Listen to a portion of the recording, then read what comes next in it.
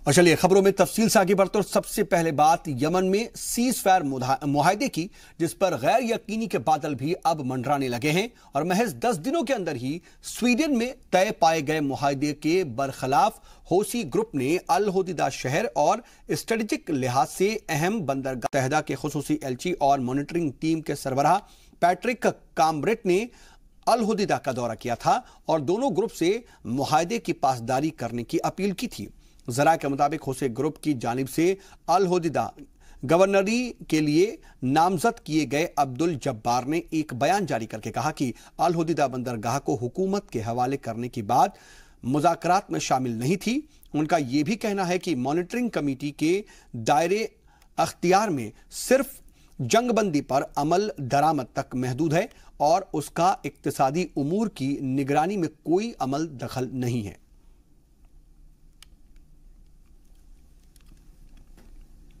और आपको बता दें कि गुज़िश्ता हफ्ते अक़वाम मुत्तहिदा के ज़ेरे निगरानी स्वीडन में यमनी हुकूमत और हूसी ग्रुप के दरमियान जंगबंदी को लेकर के एक उबूरी मुआहदा तय पाया गया था।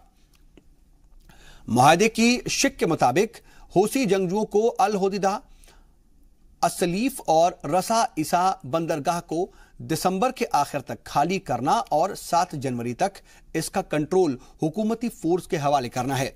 अक़वाम मुत्तहिदा की सलामती काउंसिल ने भी इस मुआहदे की हिमायत की और फरीकैन पर जोर दिया कि वो इस पर अमल दरामद के संजीदगी का मुजाहिरा करें।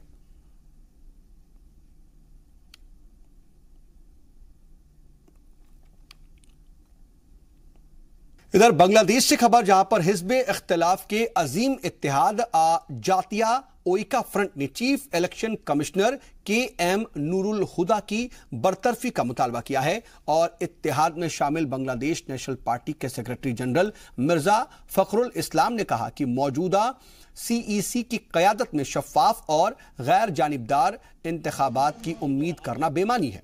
वाज़ेह हो कि बांग्लादेश में आइंदा इतवार को आम इंतखाबात होने हैं। मुल्क में इस वक्त इंतखाबी सरगर्मियां और तशहीरी मुहिम अपने उरूज पर है। जलसे, जुलूस और रैलियों का दौर चल रहा है। कैंपेनिंग शुरू होने के बाद से ही बरसरे इक़्तिदार अवामी लीग और हिज़्ब इख्तिलाफ के हामियों के दरमियान पुरतशद्दुद झड़पों की भी खबर है।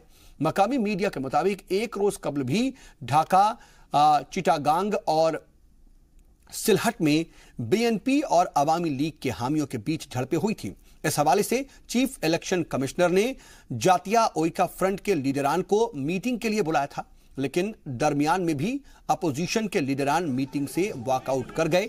अपोजिशन का इल्जाम है कि CEC बरसरे इख्तिदार जमात का फेवर कर रहे हैं।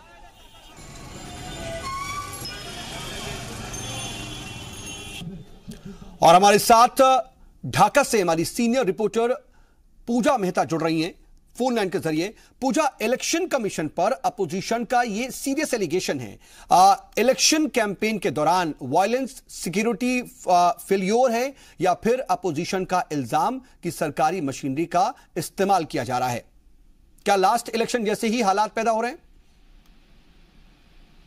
देखिए, आपको बता दें, जहां तक लास्ट इलेक्शन की बात है जो 2014 में हुए थे, उस वक्त वायलेंस का अगर मैग्नीट्यूड की बात करें तो काफी ज्यादा वायलेंस हुआ था और करीब करीब 3000 के आसपास गाड़ियों को जलाया गया था। लेकिन ये मैं कह रही हूँ इलेक्शन डे के दिन। लेकिन इस बार चुनाव से पहले ऑपोजिशन बार बार ये आरोप, जो रूलिंग पार्टी है अवामी लीग बांग्लादेश में, उस पर ये आरोप लगा रहे हैं कि उनको जो है कैंपेन नहीं करने दिया जा रहा है। उसके अलावा कहीं पोस्टर भी नहीं लगाने दे रहे हैं वो लोग। लेकिन वहीं दूसरी ओर अगर आप अवामी लीग की बात करें तो उनका ये कहना है कि वो ना ही तो कैंपेन कर रहे हैं और ना ही तो वो पोस्टर लगाने की कोशिश कर रहे हैं और आरोप वो रूलिंग पार्टी पे लगा रहे हैं। तो सीरियस से नकारते हुए अवामी लीग ने आज, हमने प्रधानमंत्री से भी बात की, उन्होंने भी ये कहा कि BNP जो है वो नहीं कर रहे कैंपेन और उल्टा आरोप हम ही पे लगा रहे हैं।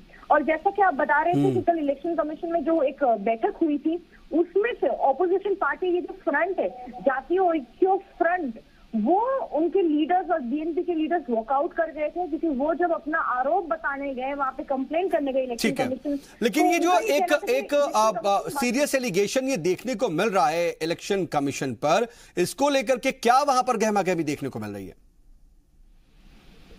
देखिए, जहां तक इलेक्शन कमीशन की बात है, इलेक्शन कमीशन में ही दो अलग अलग मत बन गए हैं। क्योंकि जो चीफ इलेक्शन कमिश्नर है उन्होंने एक बार, क्योंकि एक इलेक्शन कमिश्नर ने ये कहा था कि लेवल प्लेइंग फील्ड नहीं है, ऑपोजिशन को कैंपेन करने का मौका नहीं दिया जा रहा है। वहीं चीफ इलेक्शन कमिश्नर ने ये कह दिया कि जिस इलेक्शन कमिश्नर ने ये बात की थी महबूब तालुकदार, वो झूठ कह रहे हैं, उनको पूरे तरीके से झुठला दिया गया। तो इलेक्शन कमीशन में भी अलग अलग मतभेद बन गए हैं। उसके अलावा अगर आप देखें तो बार बार ऑपोजिशन पार्टी जा रही है इलेक्शन कमीशन, लेकिन उस समस्या का हल नहीं मिल रहा। ओके, लेकिन पूजा, अगर हम ये देखें पूरी, अगर वहां पर गहमा गहमी जो चल रही है, अवामी लीग और अपोजिशन की रैलियों में भीड़ तो खूब दिखाई दे रही है, पब्लिक का मूड किसके फेवर में दिख रहा है? देखिए, जहां तक बात है लोगों के मूड की, तो इनका जो है ज्यादा अवामी लीग के फेवर में दिख रहे हैं। क्योंकि एक चीज जो बांग्लादेश के लोग मानते हैं, वो इतने सालों से जो वॉर क्रिमिनल्स है उनका ट्रायल हो, या फिर जिस तरीके से टेररिज्म और फंडामेंटलिज्म पर शेख हसीना गवर्नमेंट ने काम किया है, पूरी तरीके से टेररिज्म पे रोक लगा दी गई है, इस पर खुश होते हुए ये बार बार इसी गवर्नमेंट को क्रेडिट देते हुए कह रहे हैं कि फिलहाल जो है वो आवामी लीग के साथ ही दिख रहे हैं।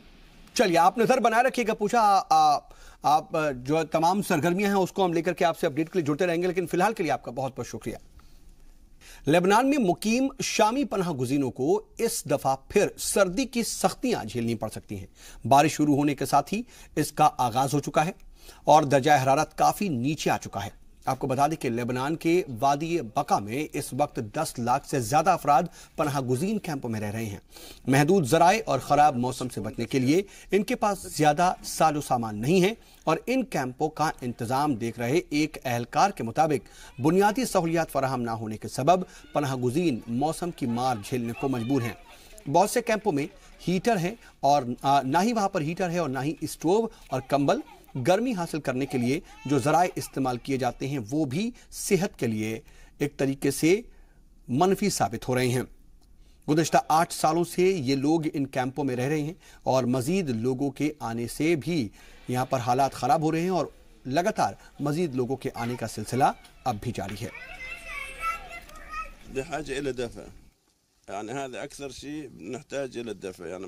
बहुत से खानदानों के पास हीटर नहीं है, ये सबसे बड़ा मसला है जिससे हम दो चार हैं। स्टोव और कंबल जाड़े के लिए बेहद ज़रूरी है। हम कहते हैं ना, एक आदमी खाली पेट सो सकता है, लेकिन ठंड में ये नहीं हो सकता। कुछ लोग डीजल और लकड़ी जलाकर गर्मी हासिल कर लेते हैं, लेकिन दूसरा ऐसा भी नहीं कर पाते। लेकिन इससे बहुत धुआं उठता है, जिसकी वजह से सांस लेने में परेशानी होती है। इधर सूडान के सदर उमर अल बशीर के इक्तिसादी इस्लाहात नाफिज करने के ऐलान के बावजूद मुल्क में पुरतशद्दुद मुजाहिरों का सिलसिला जारी है। ऐलान के दूसरे ही दिन दर्जनों मुजाहिरीन ने सदारती महल की जानिब रैली निकालने की भी कोशिश की। राजधानी खर्तूम के मुख्तलिफ इलाकों में मुजाहिरीन जमा हुए। रैली सदारती महल की तरफ कूच करती इससे पहले ही सिक्योरिटी फोर्सेज ने आंसू गैस और हवाई फायर करके मजमे को मुंतशिर कर दिया। तकरीबन 3 दहाइयों से सूडान में हुकूमत कर रहे सदर उमर अल बशीर के गुज़िश्ता एक हफ्ते से मुजाहिरे यहाँ पर हो रहे हैं। उनके खिलाफ लोग महंगाई, ज़रूरी अशिया की अदम दस्तयाबी और नकदी की कमी से नाराज़ हैं। मुजाहिरों के दौरान हुई झड़पों में अब तक 1 दर्जन से ज़्यादा लोग हलाक हो चुके हैं और मुजाहिरीन ने हुक्मरान जमातों के कई ऑफिस में आग लगा दी। मुजाहिरों के पेश नज़र राजधानी खर्तूम समेत दीगर शहरों में सिक्योरिटी इंतजामात सख्त कर दिए गए हैं। 1989 में फौजी बगावत के जरिए हुकूमत में आए उमर अल बशीर के 29 साला दौरे इख्तिदार में यह पहला मौका है जब उन्हें इस तरह की अवामी मुखालिफत का सामना करना पड़ रहा है।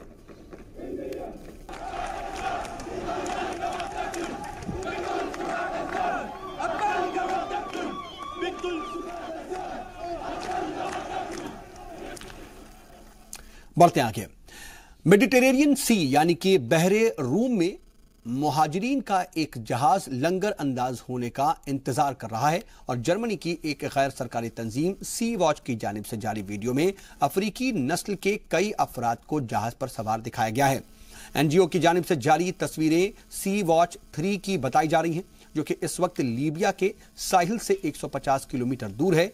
ईमेल पर जारी बयान के मुताबिक इस हवाले से सी वॉच ने इटली, माल्टा, स्पेन, नीदरलैंड और जर्मनी से राब्ता किया है, लेकिन अभी तक किसी भी मुल्क ने इसे अपने साहिल पर रुकने की इजाजत नहीं दी है।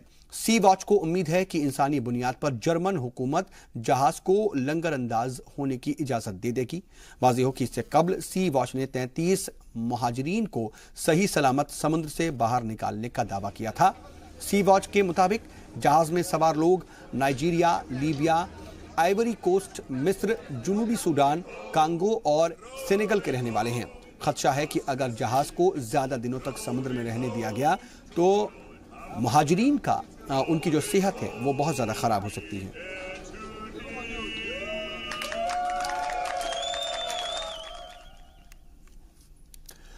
और गुज़िश्ता शनिचर को आई सुनामी से मुतासिर हजारों अफराद अभी भी पनाह गुज़ीन कैंपों में पड़े हुए हैं और बांटेन सूबे के मगरबी साहिली पर वाक़े इलाके सुनामी से खासे मुतासिर हुए हैं। सुनामी से जिन लोगों के मकानात जमींदोज हो चुके हैं उनके रहने का इंतजाम भी लाबुअन स्टेडियम में किया गया है। दीगर इलाकों में लोग कहीं खेमों में पनाह लिए हुए हैं तो कहीं स्कूलों और मसाजिद में। दर्जनों अफराद को पार्कों वगैरह में भी देखा जा सकता है। रज़ाकार तंजीमें और इमदादी एजेंसियां इन्हें खाना फराहम कर रही हैं। कैंपों में रह रहे लोगों का कहना है कि जब तक हुकूमत की जानिब से कोई ऐलान नहीं होता तब तक वो वापस नहीं लौटेंगे। दूसरी तरफ मकामी इंतजामिया ने आज फिर खराब मौसम की वार्निंग जारी की। हुकूमत की जानिब से अब तक 429 लोगों के मरने की तस्दीक की जा चुकी है, जबकि 150 के करीब लोग अभी भी लापता हैं। इधर सुनामी के सबब मुख्तलिफ इलाकों में जो तबाही मची उसकी तस्वीरें भी दहलाने वाली हैं।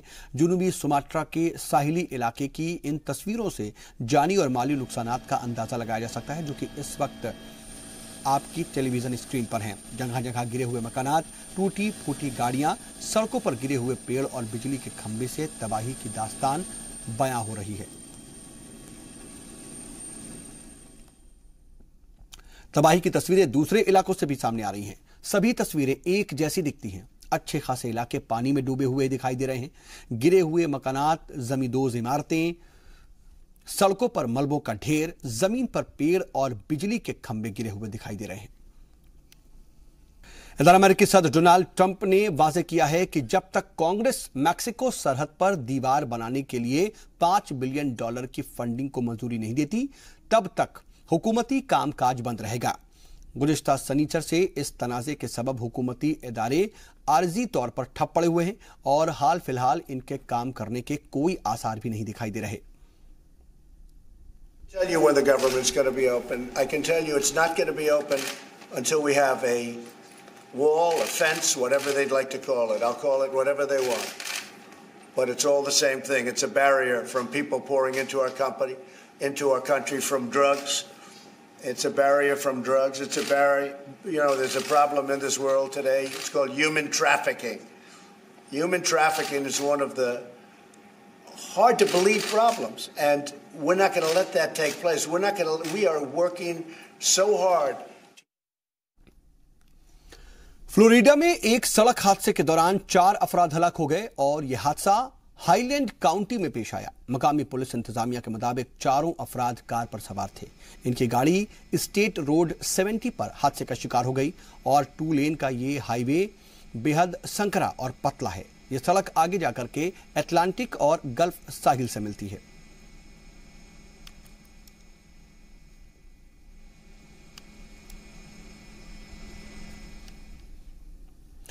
इधर बॉक्सिंग डे टेस्ट के पहले दिन हिंदुस्तानी बल्लेबाजों ने उम्दा कारकर्दगी का मुजाहिरा करते हुए इनिंग की ठोस शुरुआत की। मेलबर्न के MCG में खेले जा रहे सीरीज के तीसरे टेस्ट के पहले दिन टीम इंडिया ने 2 विकेट 215 रन बना लिए। 2 विकेट खो करके खेल खत्म होने तक